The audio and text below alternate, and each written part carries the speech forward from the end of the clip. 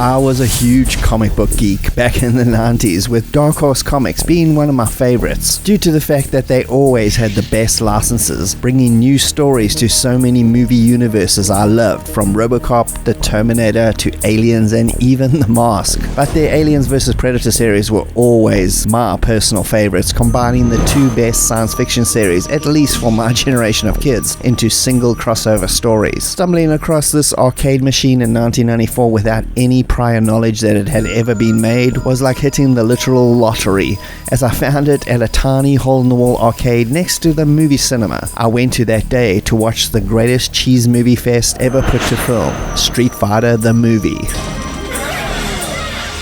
After the film, that arcade saw a lot of quarters. Aliens vs Predator, like a lot of Capcom releases during that period, was a scrolling beat-em-up with some shooter-style elements as well, and was running on their legendary CPS-2 hardware, which was also used the year earlier for Super Street Fighter 2. The plot of the game was based on one of Dark Horse's AVP series of comics, that in turn had been adapted as a movie script and was to be the first AVP movie. Unfortunately, the script was ultimately abandoned, but Capcom had already completed the game by the time it was dropped. They simply altered it in certain areas and released it as a standalone game, and the movie went into production hell for over a decade, only seeing a release in a completely different scripted and dodgy PG-13 2004 release, which the less said about the better. The game lets you choose between 4 characters: Dutch from the original movie, Lin Kurosawa, a revamped version of one of the Dark Horse characters, and 2 different predators, a hunter and a warrior, both with different weapon sets. The plot is California has been overrun by an alien infestation, thanks to the Weyland-Yutani Corporation, and it's up to Dutch and Lin, who have been cyborged up by the Colonial Marine Corps, plus 2 predators that come to Earth to help eliminate the acid-spewing scumbag xenomorphs. It's 7 levels of some of the best beat-em-up co-op gameplay of the 90s. Each character has their own unique melee moves and projectile weapons, all limited to an ammo bar which can be replenished through various pickups,